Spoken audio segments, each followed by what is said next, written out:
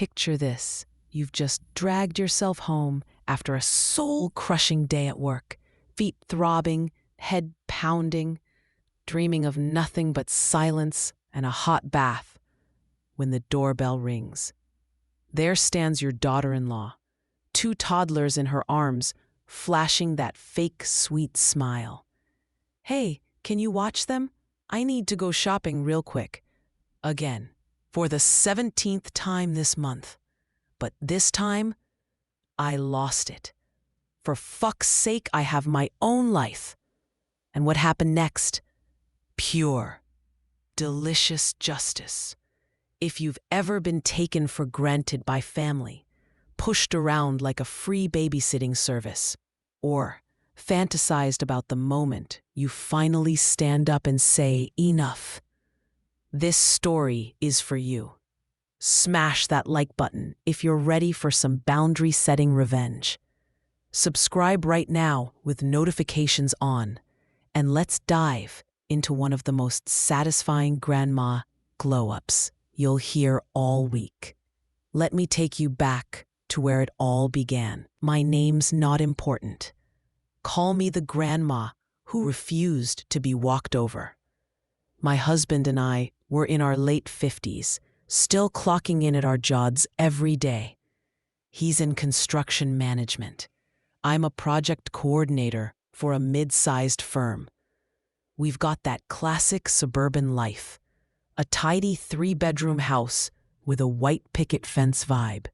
Flower beds I actually have time to maintain, now that our own kids are grown and gone.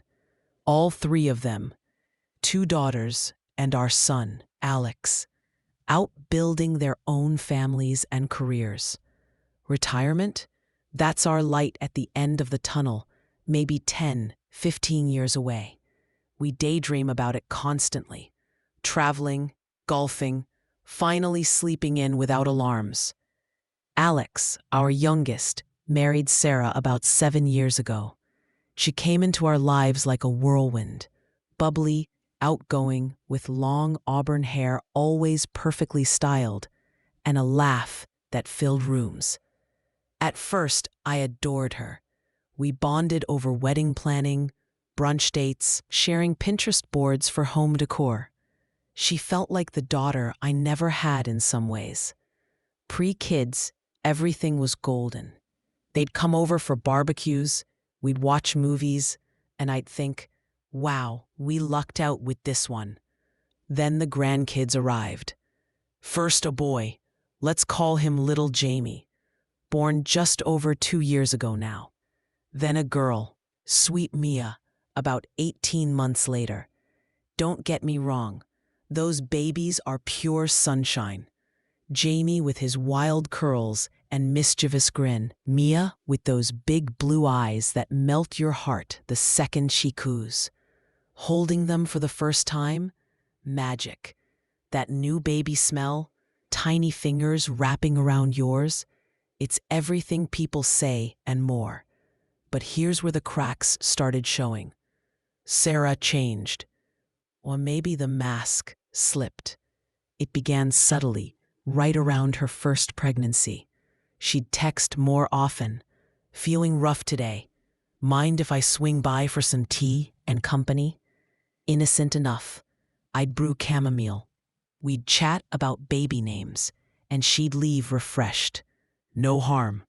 As Jamie grew from newborn to infant, the visits evolved. "Could you hold him while I run to the bathroom?" Turned into, "Mind watching him for an hour? I have a quick errand." I'd agree because, well, grandma duties, right? That warm, fuzzy feeling of being needed. Plus, Alex was thrilled, thought it was building that special bond. But hours stretched. 1 became 3. Then whole afternoons. I'd be in the middle of prepping dinner or tackling work emails from home when my phone would buzz. On my way over with Jamie, he can't wait to see grandma. No question mark, no if you're free. Just assumption. At first, I brushed it off. She's a new mom, overwhelmed. I'd tell myself, rocking Jamie to sleep while his tiny breaths warmed my neck. The house would fill with baby giggles, toys scattered like confetti.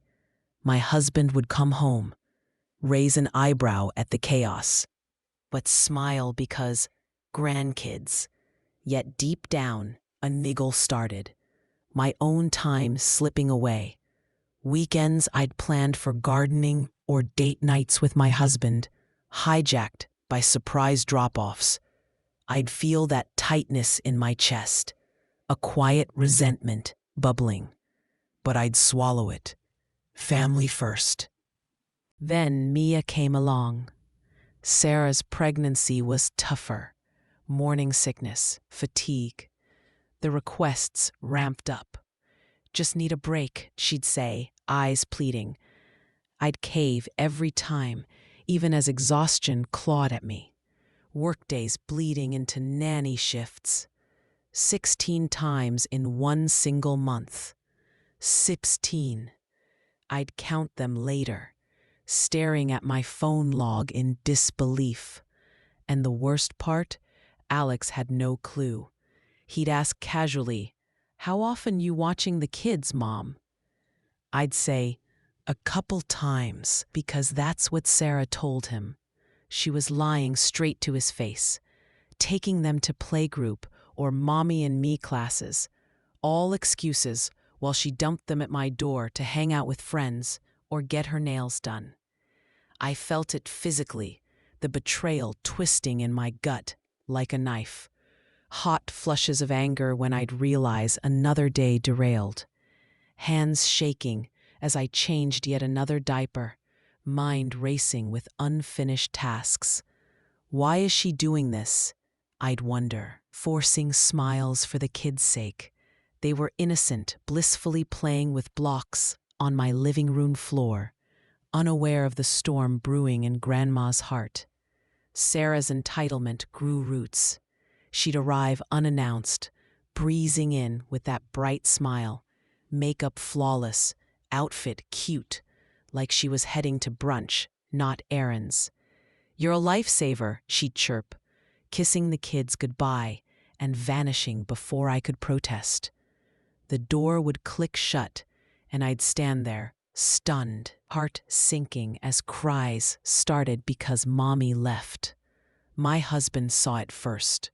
One night, after I'd spent the day exhausted from a full shift plus kids, he pulled me aside. "Honey, you're running on empty. This isn't sustainable." His voice gentle, arms around me as tears finally spilled. I nodded, throat tight. But what could I do? Say no and be the bad grandma? The injustice gnawed at me.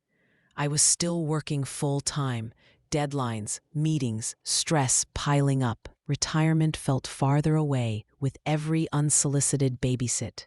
Sarah got her me time, her social life sparkling, while I sacrificed mine. Powerless, undervalued, taken for granted in my own home. Little did I know, it was about to get so much worse before I finally fought back. The resentment didn't explode overnight. It built slowly, like steam in a pressure cooker you keep forgetting is on the stove.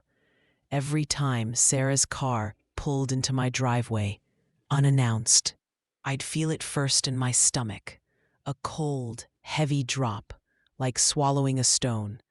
Then the heat would rush to my face, my cheeks burning while I plastered on that grandma smile. "Oh, hi, sweetie. What a surprise," I'd chirp, voice bright and brittle, while inside I was screaming, "Not again. Please, not again." I started keeping a secret tally on my phone's notes app. Just dates and times. No emotions, just facts.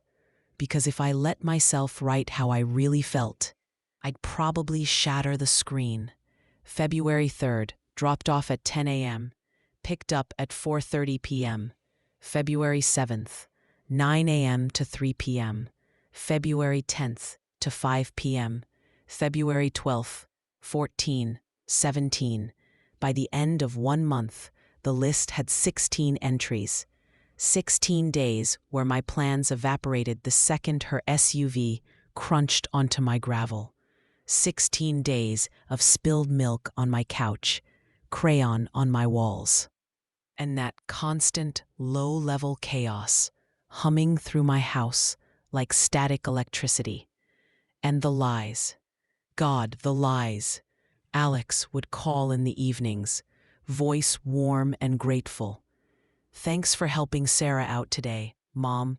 She said you only had the kids for a couple hours." A couple hours. I'd stare at the toys still littering my living room floor, at the half-eaten toddler snacks ground into my rug, and force a laugh. "Yeah, no problem, honey." Because what was I supposed to do? Throw his wife under the bus? Make him choose sides? Meanwhile, Sarah was living her best life. Instagram stories of brunches with friends, shopping hauls, gym selfies captioned "Self-Care Saturday." All while I was on my knees, wiping pureed sweet potato off my hardwood at 6 p.m., bone tired after a full workday. I began dreading my own front door. The sound of tires on gravel became a Pavlovian trigger, heart rate spiking, palms sweating. I'd peek through the curtains like a fugitive, praying it was just the mailman. My husband tried to stay neutral, but even he started muttering. One night, he came home to find me asleep on the couch at 8 p.m., still in my work clothes, with Jamie curled on my chest and Mia wailing in the playpen because I'd run out of energy to rock her. He scooped up Mia, bounced her gently until she quieted, then looked at me with quiet fury in his eyes. "This isn't right," he whispered. "You're not their live-in nanny. You're their grandmother." I burst into tears, ugly, shoulder-shaking sobs I'd been holding in for months. All the exhaustion, the guilt for resenting my own grandbabies, the rage at being used, it poured out. My husband held me like he did when our own kids were little, and the nights felt endless. "We're fixing this," he promised. "You don't have to be the martyr here." But how do you fix something when the person causing the problem wears a smile and calls you mom? I tried gentle hints first. "Sarah, I've got a big presentation tomorrow. Rain check?" She'd pout, lower lip trembling, just enough to trigger guilt. Then say, "Oh, okay. I guess I'll cancel my plans." Cancel her plans. As if her pedicure was more important than my career, my sanity, my marriage. The hints didn't work, so I tried direct. "Sarah, I'm happy to watch the kids, but I need notice. A full day's notice at minimum." She'd nod enthusiastically. "Of course, totally understand." And then 2 days later, ding dong, there she'd be, kids in tow, acting shocked that I wasn't free. I felt invisible, erased, like my time, my energy, my boundaries didn't matter because I was just grandma. The role she'd cast me in didn't include a life of my own. The worst moment came one rainy Thursday. I'd taken a rare personal day to deep clean the house and treat myself to a quiet bubble bath, something I hadn't done in months. Candles lit, soft music playing, steam rising. I just sunk into the water, eyes closing in pure relief, when the doorbell rang, insistently, over and over. I wrapped myself in a robe, hair dripping, and opened the door to Sarah standing there in yoga pants and perfect makeup, rain misting her hair like a halo. "Hey, emergency girls' night got moved up. Can you take the kids?" You're home anyway, right? You're home anyway. Like my presence in my own house on my day off was an open invitation. Something inside me cracked that day. Not a full break, just a hairline fracture. I took the kids. Of course I did.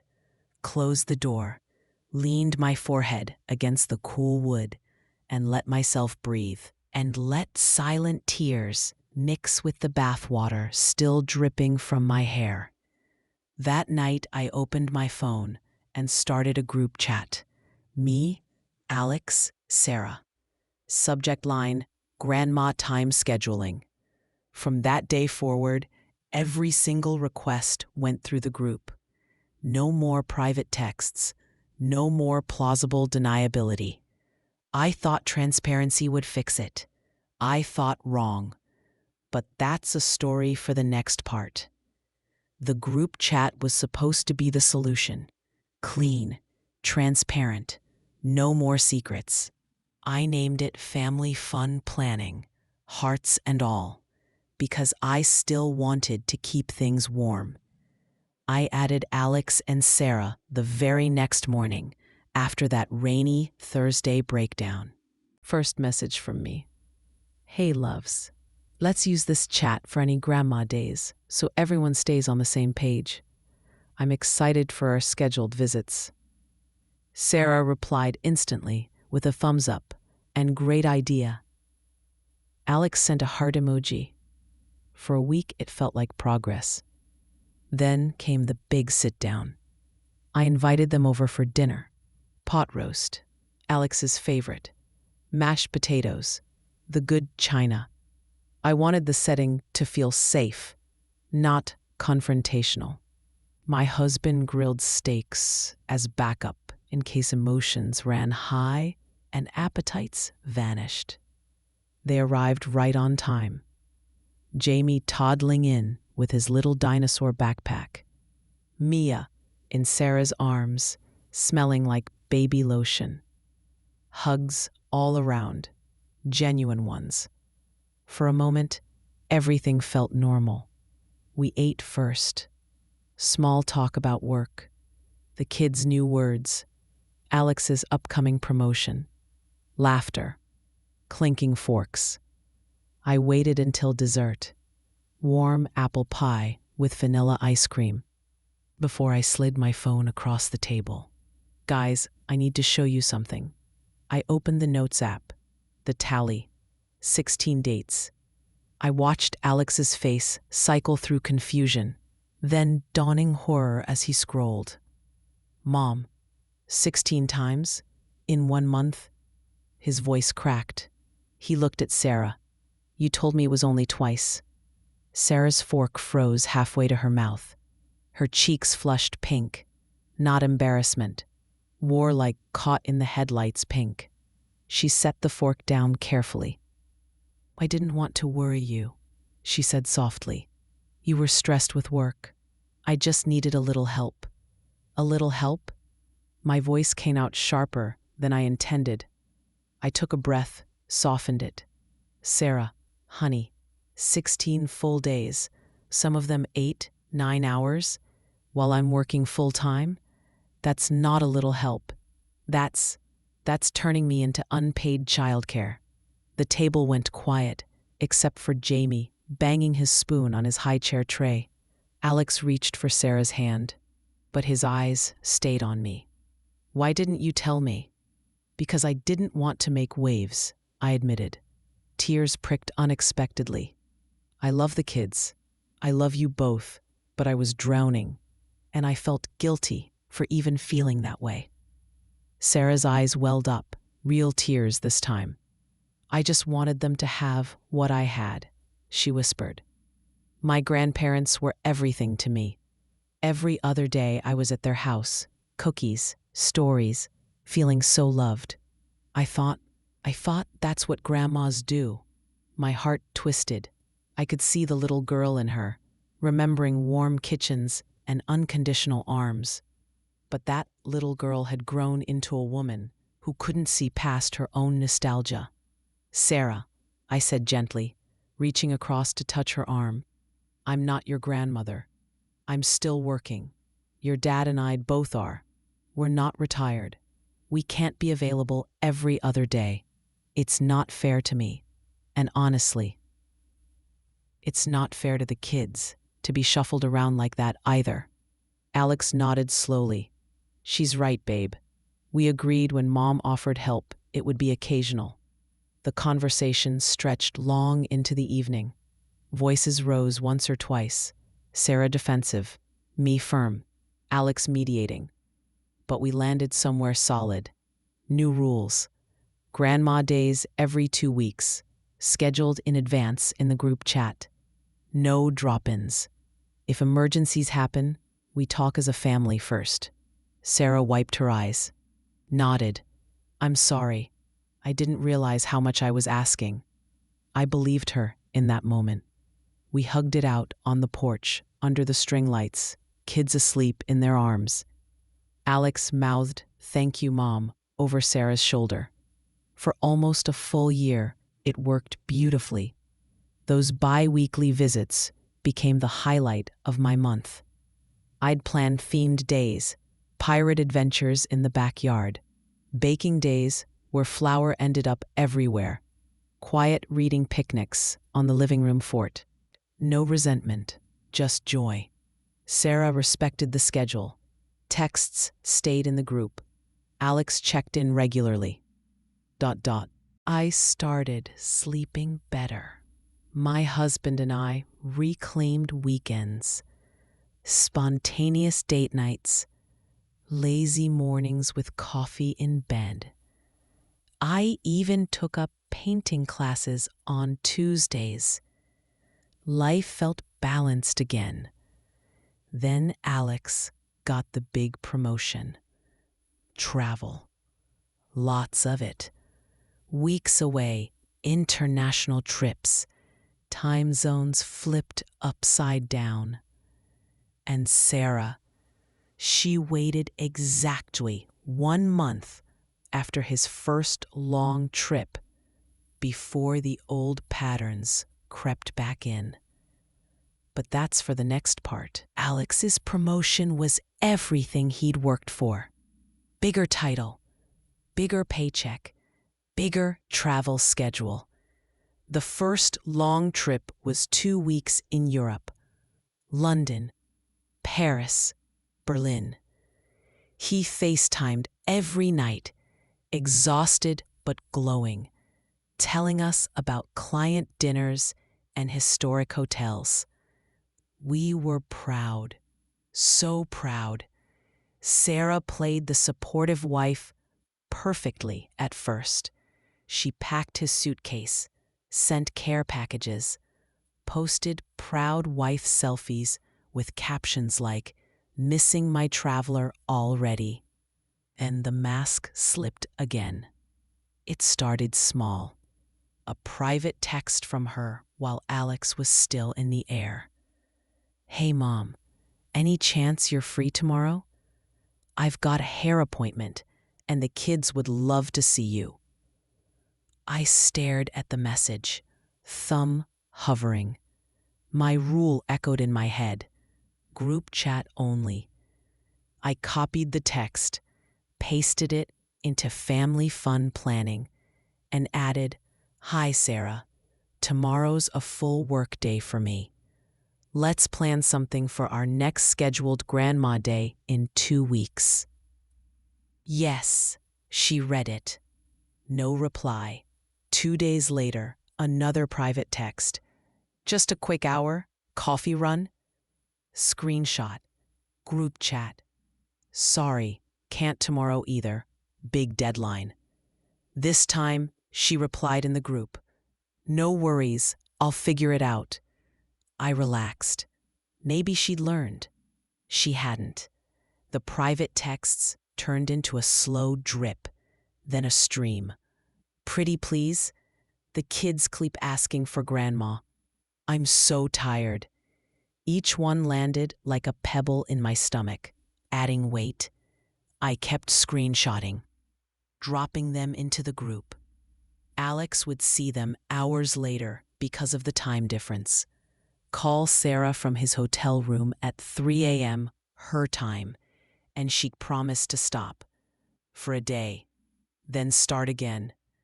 I felt the old exhaustion creeping back, that bone-deep weariness that makes colors look dull and coffee taste like ash.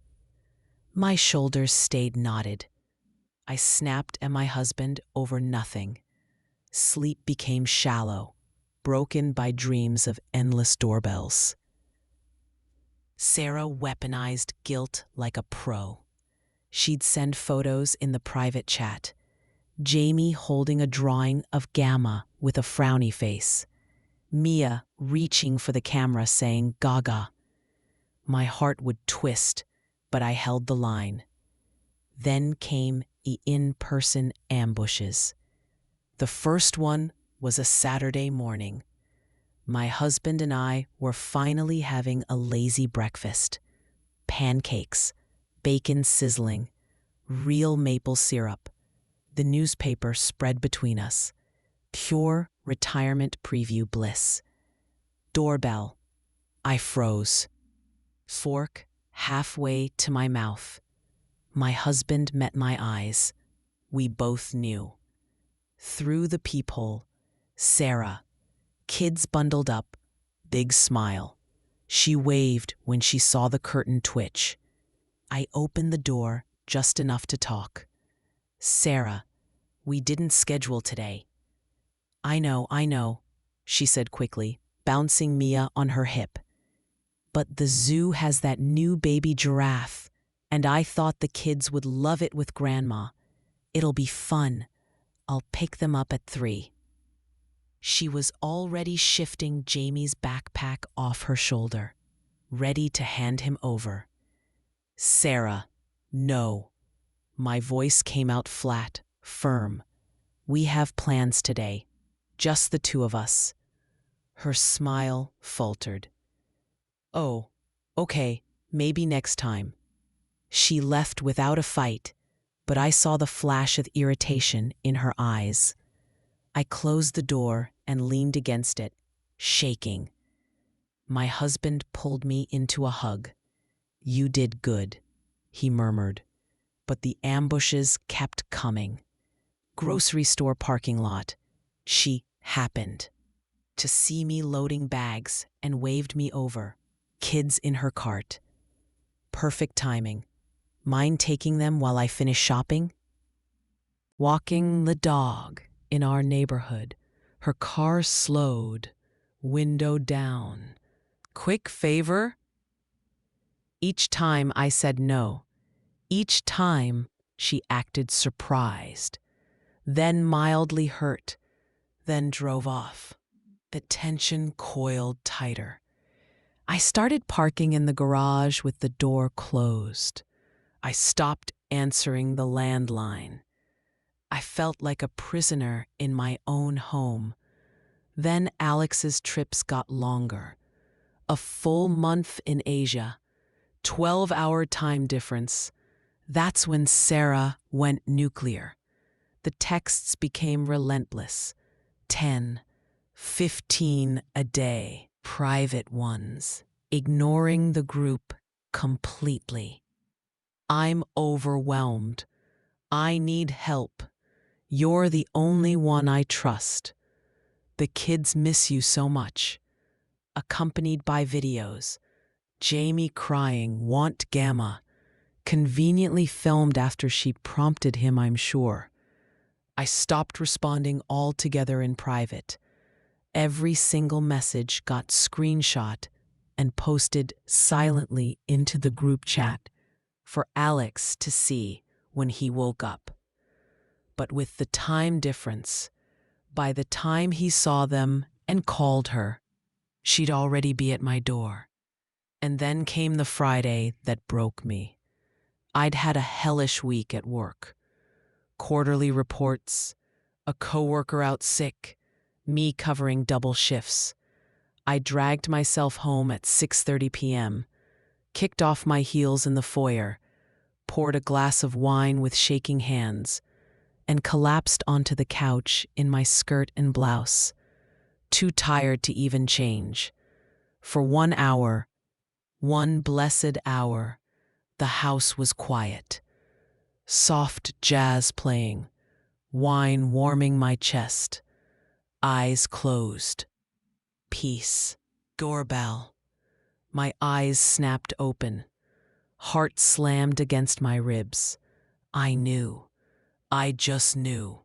I walked to the door like I was walking to my own execution. Peephole. Sarah, perfectly put together in cute jeans and a flowy top, hair curled, makeup fresh, kids in adorable outfits, diaper bag ready. She smiled big when I opened the door a crack. "Hey, I need to hit the mall quick. Sales end tonight. Can you watch the kiddos? It'll only be a couple hours." The audacity hit me like a physical force. My vision actually tunneled for a second. Everything I'd bottled up, the exhaustion, the lies, the disrespect, the years of swallowing my own needs, rushed to the surface in a white-hot wave. This time I didn't hold back. But that explosion, that's for the next part. There I was, standing in my own doorway, still in my work clothes, wine glass abandoned on the coffee table, heart hammering so hard I could hear it in my ears. Sarah's smile was bright, expectant, like she'd already won. Kids on her hips, diaper bag dangling, ready to hand them off and vanish into her quick mall trip. But something inside me shifted, a hard, cold click, like a deadbolt sliding home. All the swallowed words, all the forced smiles, all the nights I'd cried in the shower so no one would hear, they surged up my throat in one molten wave. I didn't open the door wider. I didn't step aside. I didn't take the kids. Instead, I looked her dead in the eye and let it rip. "For fuck's sake, Sarah, I have my own life." The words came out low at first, then louder, raw, shaking with everything I'd buried for years. "I am not your built-in, on-call, free babysitter. I am not the cookie-cutter grandma from your childhood fantasies. I work 40-plus hours a week. I come home exhausted. I have a husband, a marriage, plans, dreams, things that do not revolve around dropping everything the second you decide you want me time." Her mouth opened, closed, eyes wide like a deer caught in headlights. The kids sensed the shift. Janie started fussing. Mia whimpered. But I couldn't stop. The dam had broken. "We had an agreement," I said, voice trembling but steady. "Every 2 weeks, scheduled. You respected it for almost a year. Then Alex started traveling, and you decided the rules don't apply anymore. You lied to my son. You ambushed me. You ignored every boundary I set. And now you show up at my door, unannounced, again. Like I'm some 24/7 daycare with a grandma sign on it." Sarah's face cycled through shock, then anger. Her cheeks flushed red. "I can't believe you're talking to me like this," she hissed, glancing around as if the neighbors might hear. "They're your grandchildren." "Yes, they are, and I love them, which is why I've been killing myself trying to make you happy while erasing my own needs. But that ends tonight." I took a step forward, forcing her to take one back onto the porch. "From this moment on, if you ever try to leave these children with me without my explicit agreement in advance, I will call the police and report it as child abandonment. I am dead serious." The word police hit her like a slap. Her eyes filled instantly. Mouth trembled. "You wouldn't," she whispered. "Try me. Silence stretched between us, thick and electric. A dog barked somewhere down the street. The porch light flickered on automatically as dusk deepened. Sarah's lower lip quivered. Then the tears spilled over. "You're a jerk," she choked out. She spun on her heel, stormed back to her car, buckled the kids in with jerky movements, and peeled out of my driveway without looking back. I closed the door, leaned my back against it, and for the first time in years, I breathed. Deep, shaking breaths that felt like they pulled oxygen all the way to my toes. My hands were trembling. Adrenaline crashed through me, hot, then cold. I slid down the door until I was sitting on the foyer floor, head in my hands. And then I laughed, not a polite chuckle, a full, wild, borderline hysterical laugh that echoed in the empty house. Because holy hell, I'd actually done it. I'd said the words out loud. I'd drawn the line in permanent marker. My phone started buzzing almost immediately. Alex's name on the screen. International number. I answered, still half laughing, half crying. "Mom? Sarah just called me sobbing. She said you threatened to call the police on her? What the hell happened?" I told him everything, from the ambush to the years of buildup, to the exact words I'd used. No sugarcoating. He went quiet for a long beat. Then, "Mom, I'm so sorry. I didn't realize it had gotten this bad again."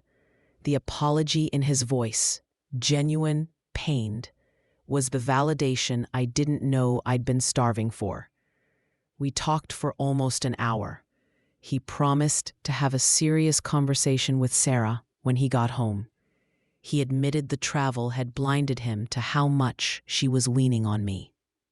He thanked me for finally being honest instead of suffering in silence. By the time we hung up, the adrenaline had faded into a bone-deep calm I hadn't felt in years. I poured a fresh glass of wine, sat on the couch, and for the rest of the night, the house stayed blissfully quiet. But the fallout?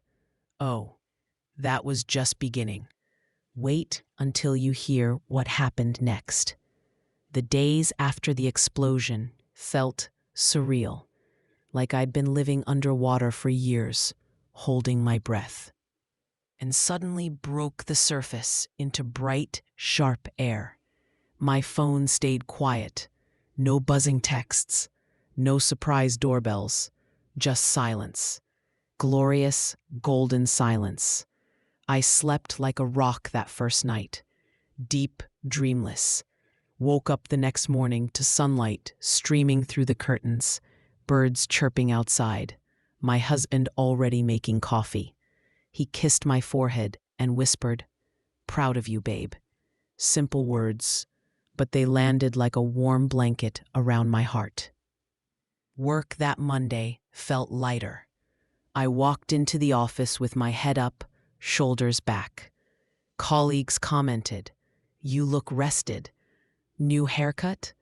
I just smiled. They had no idea I'd finally reclaimed my life. But peace like that, in family drama, it never lasts long. Sarah went full radio silent for 3 days. No texts, no calls, nothing in the group chat. Then Alex messaged me privately from Asia. "Mom, Sarah's really upset. She hasn't stopped crying. She says you hate her and don't want anything to do with the kids anymore." My stomach twisted. Guilt tried to creep in. That old familiar monster, but I pushed it down. I replied, "I don't hate her, Alex. I love her, and I adore the kids, but I won't be used or disrespected in my own home. We had boundaries for a reason." He sent back a long voice note, tired, emotional, 2 a.m., his time. I get it now. I really do. When she called me that night, all I heard was her side. How cruel you'd been, threatening police, swearing at her. But after we talked, I looked back at the group chat history. All the screenshots you posted, dozens of them. I had no idea it was that constant. He paused, sighed heavily. I failed you, Mom. I should have seen it. Should have backed you up sooner. I'm talking to her when I get home next week. Seriously, talking. This can't happen again. Hearing my son say that, acknowledging the imbalance, taking responsibility, it healed something deep. Validation I didn't even know I needed so badly. But Sarah? She wasn't done yet. Day 5, post-explosion. A message in the group chat. First one from her since the blow-up. Hi. I've been thinking a lot. I owe you an apology. What I did was wrong. I took advantage of your kindness, and I'm so sorry. I miss the kids' grandma already. But I understand if you need space. It sounded sincere. My heart softened. Just a crack. I waited a day before replying. Thank you for saying that, Sarah. It means a lot. I need some time, but I don't want to lose our relationship or the kids' bond with me. When Alex is home, maybe we can all talk calmly. She responded quickly. I'd like that. For a moment, I let myself hope. Maybe this was the wake-up call. Maybe boundaries would finally stick. Then the passive-aggressive phase began. It started subtly. Social media posts, nothing tagging me, but obvious enough.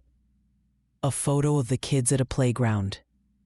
Caption, making our own fun since Grandma's too busy. A story of Jamie asking for Gamma, and Sarah writing, we miss her so much, with a broken heart emoji. Then the family group chats with my daughters started lighting up. Sarah had apparently called both my girls, crying, telling her version. Evil mother-in-law screamed at her, cursed, threatened to call CPS basically. All because she asked for a little help. My oldest daughter texted me, Mom, what happened with Sarah? She called me bawling, saying you don't want to see the kids anymore. My younger daughter, Sarah said you threatened to call the police if she ever brings the kids over again. Is everything okay? I felt that hot flush of anger again, mixed with betrayal. Sarah wasn't just playing victim to Alex. She was campaigning.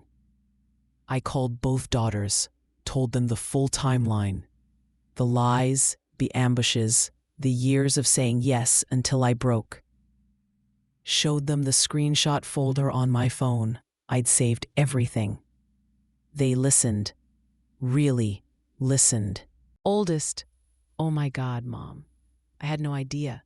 She only told me the doorstep part. Younger, that's manipulative as hell. You did the right thing standing up. Solidarity from my girls? Another layer of healing. But Sarah kept pushing. Indirect jabs in the group chat. Kids had a rough day. Wish they had more family support. Photos of her with her own parents, who, remember, were the every other day grandparents she idolized. Captioned, thank God for real grandparents who show up. Each one landed like a paper cut. Small, stinging, accumulating. I didn't engage, didn't defend, just gray-rocked. Short, neutral replies when needed, nothing more. My husband called it feeding the troll if I responded emotionally. He was right. Then came the attempted guilt trip ambush, 2 weeks after the blow-up. A Saturday. I was at the grocery store, loading bags into my trunk, when, speak of the devil, Sarah pulled into the spot right next to me. Coincidence? Please. She got out, alone, looking perfectly put together again. Hair blown out, sunglasses, designer bag. Forced a watery smile. "Hey, can we talk?" Against my better judgment, I nodded. She launched in, voice trembling, eyes shiny with practiced tears.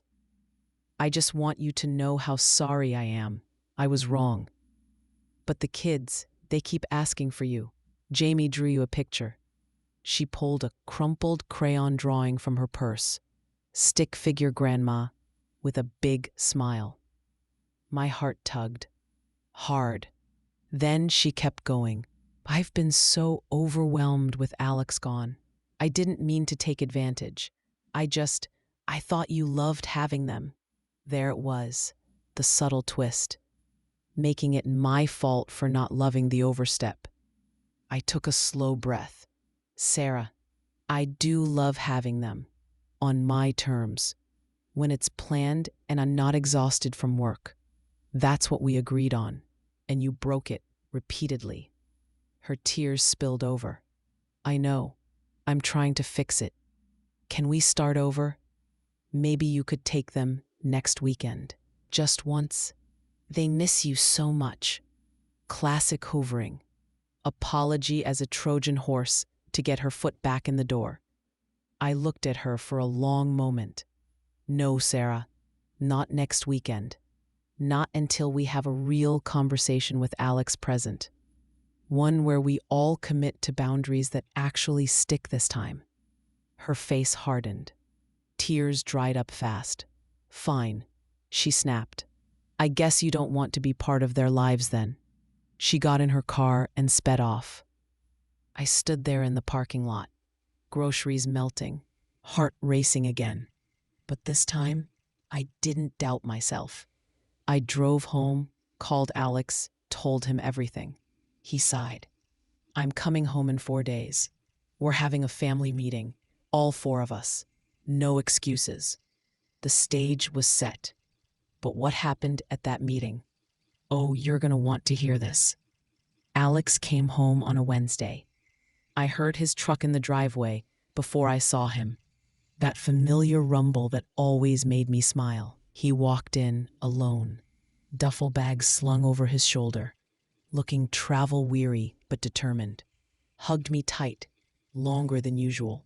"Where's Sarah and the kids?" I asked. "She's at home. Said she needed time to prepare for the talk." His voice was flat. He dropped his bag, rubbed his face. "Mom, I've been thinking the whole flight. I'm done being the referee who lets this slide. We fix it tonight. Or, I don't know, but it gets fixed." We sat at the kitchen table. Same spot where we'd had the big agreement dinner a year earlier. He scrolled through the group chat on his phone, jaw tightening as he read the dozens of ignored requests I'd screenshotted. "I feel like an idiot," he muttered. "I kept telling her to stop, but I is halfway around the world." I didn't see how relentless it was. I reached over, squeezed his hand. "You're here now. That's what matters." He texted Sarah, "Come over when you're ready. We're talking tonight, all of us." Her reply came fast. "On my way." 20 minutes later, the doorbell rang. Stomach flipped. My husband poured himself a coffee and quietly excused himself to the den. "You three need space." Smart man. I opened the door. Sarah stood there in yoga pants and an oversized sweater, hair in a messy bun, no makeup, the vulnerable look. Kids weren't with her. She clutched her purse like a shield. "Hi," she said softly, eyes down. "Come in." We sat at the table, me on one side, Alex and Sarah on the other. The same seats as the agreement night. Full circle. Alex started. "No small talk. Sarah, Mom told me about the grocery store parking lot, about the social media posts, about calling my sisters. I need to hear your side. But I've seen the messages. I need honesty tonight. Sarah's eyes filled immediately. She looked at me, then at him. I was wrong, she started, voice wobbly. I took advantage. I got scared when you started traveling so much. The kids were needy. I was alone. And I fell back into old habits. I thought if I just asked enough, Mom would cave because she loves the kids. She turned to me, tears spilling. I convinced myself you secretly wanted them around more, that saying no was just you being polite. I ignored every boundary because it was easier than admitting I needed real help, like hiring a sitter or asking my own parents more. Alex's face softened a fraction, but he stayed firm. That doesn't excuse the lying, babe. Or the manipulation after Mom finally stood up. I know. Sarah's voice cracked. When she said those things on the porch, it shocked me. I felt attacked. I played victim to everyone because I couldn't face that I'd pushed her that far. I was ashamed. She looked at me directly. I'm so sorry. Not just for the babysitting, but for making you feel like your time, your energy, your life didn't matter. You're not just grandma. You're a person, a working woman with your own needs. I disrespected that for years. The apology hung in the air. I felt the tightness in my chest loosen. Just a little. Thank you, I said quietly. That means something. Alex took over again. Here's where we go from here. No more private texts. Group chat only. Scheduled visits every 2 weeks. Same as before. If you need extra help, we hire a babysitter or ask your parents. Mom is not the default. Ever again. Sarah nodded fast. Agreed. And the passive-aggressive posts stop tonight, he added. Delete the ones that threw shade at Mom. She winced, but pulled out her phone right there, opened Instagram and started deleting. I watched her fingers tremble as she did it. Then Alex turned to me. Mom, what do you need to feel safe moving forward? I hadn't expected the question. It caught me off guard. I thought for a moment. I said finally, a month. No visits, no requests. I need to reset. After that, we start fresh with the every 2-week schedule. And Sarah, I need you to show me the respect you'd want from your own mother-in-law one day. She met my eyes, tears still flowing. You have it, I promise. We sat in silence for a long minute. Then Sarah reached across the table, tentative. I took her hand. We didn't hug, not yet, but we held that contact for a few seconds, a fragile bridge. Alex exhaled like he'd been holding his breath for weeks. Okay, he said, we have a new agreement. Let's stick to it this time. Sarah left soon after. Alex stayed for coffee, debriefing with me and my husband. He looked lighter too. As he hugged me goodbye, he whispered, I'm proud of you for fighting for yourself, Mom. And I've got your back now, always. I believed him. The next month was the quietest, most restorative of my life. But when that month ended, and the first scheduled Grandma Day arrived, that's when the real healing and the sweetest victory began. Wait till you hear how it all turned out. That month of space was pure medicine. No texts, no surprise visits, no guilt-tinged Instagram stories. Just quiet. I used it like a reset button. Mornings became sacred again.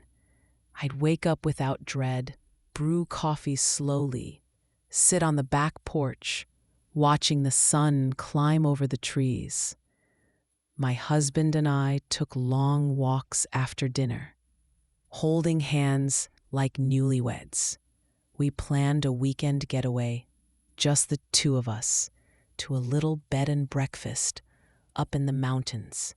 No kids, no grandkids, no drama.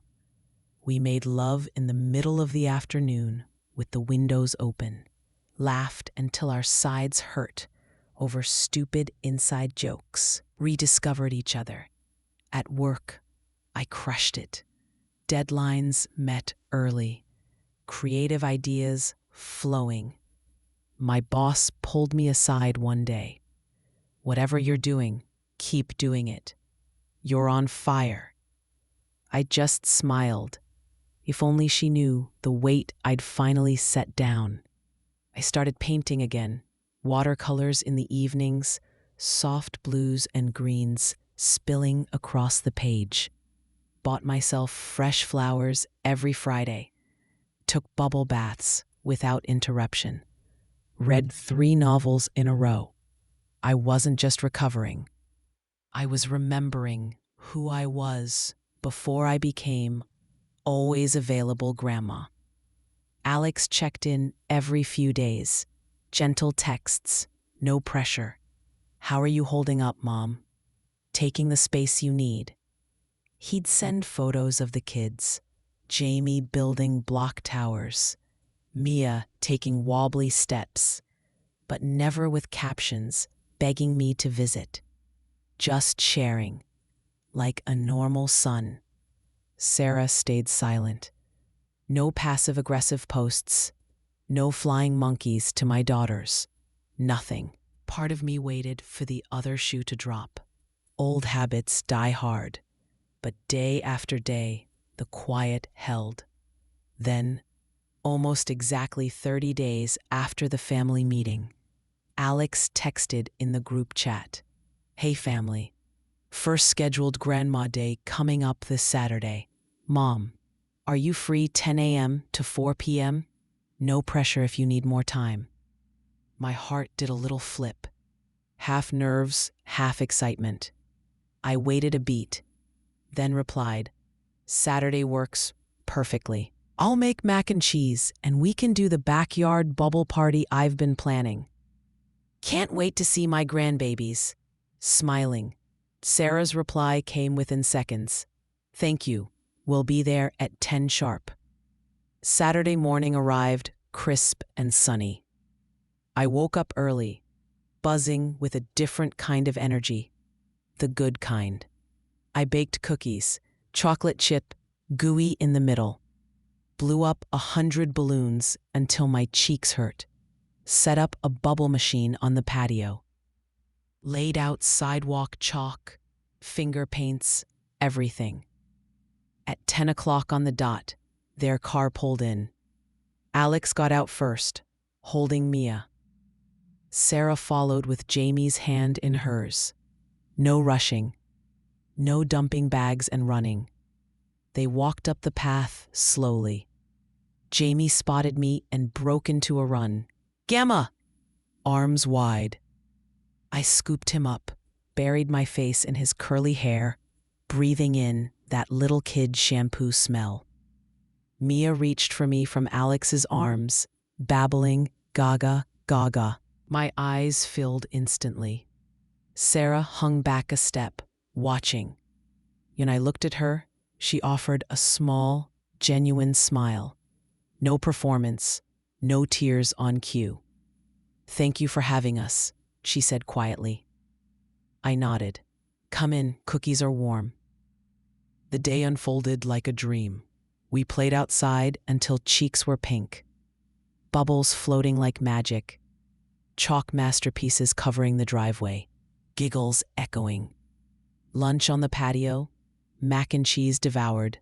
Milk mustaches all around. Then quiet time inside. Storybooks piled on the couch. Little heads on my lap as I read in funny voices. Sarah didn't hover or check her phone constantly. She joined in, blowing bubbles, pushing swings, even getting chalk dust on her jeans without complaint. At one point, she and I were both on the grass, letting the kids bury our feet in fallen leaves, and she looked over at me. Real time with you. I met her eyes. This is what I always wanted too. No big declarations, no dramatic hugs, just a moment of understanding passing between us. When 4 o'clock came, Alex loaded the car slowly. Sarah buckled the kids, then turned to me on the porch. "Same time in 2 weeks?" she asked. "Absolutely." She hesitated, then stepped forward and gave me a quick, real hug. "See you soon, Mom." They drove away waving, kids' faces pressed to the windows. I stood on the porch long after the car disappeared, sun warm on my face, heart full in a way it hadn't been in years. The every 2 weeks rhythm resumed and held. Sarah hired a part-time sitter for the days Alex traveled, asked her own parents for help more often, posted normal family photos again, including ones from grandma days, always with grateful captions. Alex told me later that therapy, couples sessions, had helped them unpack why Sarah clung so hard to the perfect grandma fantasy and why he'd avoided conflict for so long. The respect stayed, the boundaries held, the love deepened. And me, I became the grandma I always wanted to be. Present, joyful, cherished. Not because I had to be, but because I chose to be. But the sweetest part? The quiet victory that no one else sees. I got my life back, and no one ever took it from me again. We're coming up on the reflection now. Stay with me. Looking back now, from the calm on the other side, I can see how perfectly the pieces fell into place. That first post-reset Grandma Day wasn't just a visit. It was a reset for all of us. Sarah showed up on time, every time. She'd text in the group chat midweek. "Kids are excited for Saturday. Anything you need us to bring?" No pressure, no hidden agenda, just respect. I'd reply with a fun theme: dinosaur digs in the sandbox, teddy bear picnics, homemade ice cream days. And she'd match the energy, bringing props, dressing the kids in little outfits to match, taking photos, but always asking first if she could post them. Slowly, trust rebuilt itself, brick by brick. One visit, about 4 months in, Sarah lingered after Alex loaded the sleepy kids into the car. She stood on the porch, twisting her hands a little. "Can I say something?" she asked. "Of course." She took a breath. I started seeing a therapist, on my own, not couples, just me, to work through why I pushed so hard for that perfect grandma thing, why I couldn't accept no. I nodded, waiting. It came from feeling invisible growing up. My parents worked a lot. My grandparents were the safe place. When I had kids, I think I tried to recreate that safety net. But I put all the weight on you instead of building my own. I was scared to ask for real help. Hiring sitters felt like failing as a mom. Asking my parents more felt like admitting I couldn't handle it. Her eyes were clear, no tears this time, just honesty. "I hurt you, deeply. And I'm still sorry. But I'm proud of us for getting here." I felt something loosen in my chest. The last knot I didn't know was still there. I reached out and hugged her properly this time, a real one. "I'm proud of us too," I whispered. From that day on, something shifted again, deeper this time. Sarah became an ally, not an adversary. She'd defend the boundaries herself. If a friend asked why I wasn't watching the kids more, she'd say, "My mother-in-law works full-time and deserves her own life. We respect that." No defensiveness, ownership. Alex told me privately that the therapy helped him too, learning to spot when he was avoiding conflict to keep the peace. He started speaking up faster, backing me without hesitation. The grandkids, they thrived. Jamie, now 3.5, started calling our scheduled days Gamma Adventures. He'd pack his own little backpack the night before. Favorite toys, a drawing for me.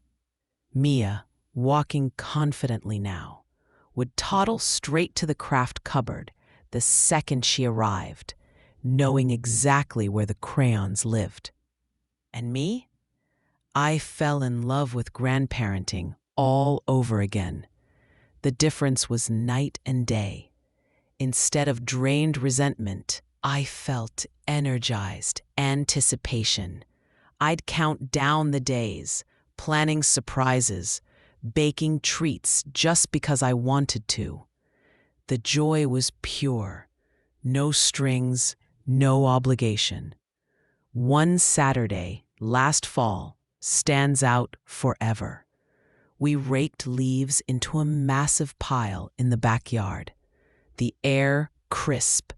Sky, that perfect October blue. Kids shrieking with laughter as they jumped in. Sarah diving in with them, emerging covered in leaves, hair wild, laughing harder than I'd ever heard her. Alex filmed it on his phone, then handed it to me. "Your turn, Mom." I hesitated, self-conscious in my jeans and sweater, but Jamie grabbed my hand. "Come on, Gemma, jump." So I did.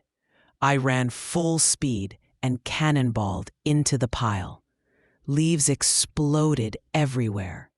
The kids piled on top of me, giggling, warm little bodies and crunchy leaves and that earthy autumn smell.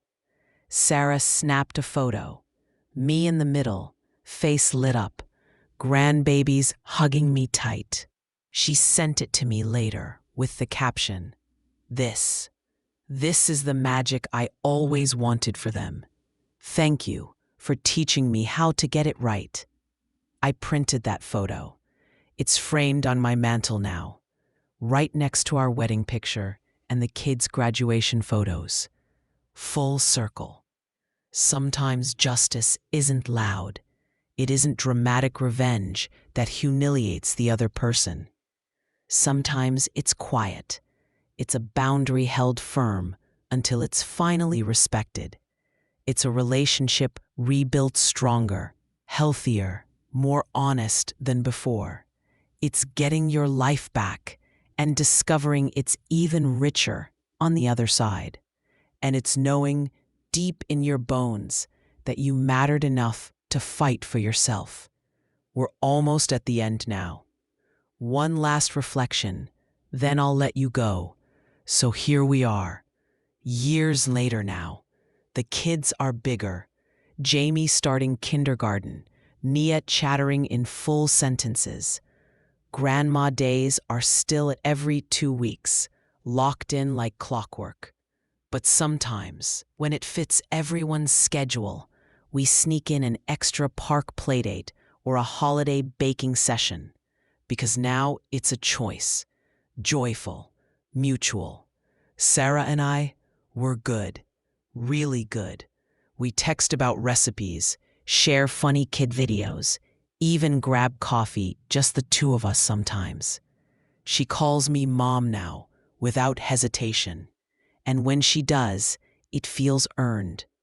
Alex travels less these days, turned down a bigger promotion that would have meant more time away. He said family balance mattered more. I cried when he told me. And me? I'm retiring next year. Not because I'm burned out, because I'm ready. On my terms. We've got trips planned. Greece with my husband. A cross-country road trip to visit all our kids. I'll have more grandma days when I want them. Sleepovers, week-long adventures, the kind of deep, unhurried bonding Sarah always dreamed of for her kids. But it'll be because I choose it, because I'm rested, respected, and overflowing with love to give, not scraping the bottom of an empty barrel. The revenge wasn't in humiliating Sarah. It wasn't in cutting her off or winning some family war. The revenge, the sweetest kind, was in refusing to dim my own light to keep someone else comfortable. It was in saying out loud, I matter too, and watching the people who truly love me step up, adjust, and love me better for it. Sometimes justice looks like a slammed door and a shaken voice on a porch. Sometimes it looks like leaves in your hair and grandchildren's laughter echoing through the yard years later. Both are valid. Both are powerful. If you're out there right now, swallowing resentment, forcing smiles, letting someone chip away at your boundaries because family, hear this. You are allowed to fight for yourself. You are allowed to say no. You are allowed to demand respect. And when you do, the right people will stay. The wrong ones will learn. And you'll finally breathe. That's the real karma in this story. Not punishment, but growth. Not destruction, but deeper connection. Sometimes the most satisfying revenge is simply becoming the version of yourself no one can take for granted ever again. If this story hit you right in the feels, if it made you cheer for that grandma who finally stood tall, smash that like button right now. Drop in the comments. What's the boundary you've set that changed everything for you? Or the most satisfying moment you've watched someone learn respect the hard way? And if you're new here, hit subscribe and turn on notifications. We've got more real-life revenge, redemption, and boundary glow-ups coming every week. Thank you for spending this time with me. See you in the next one.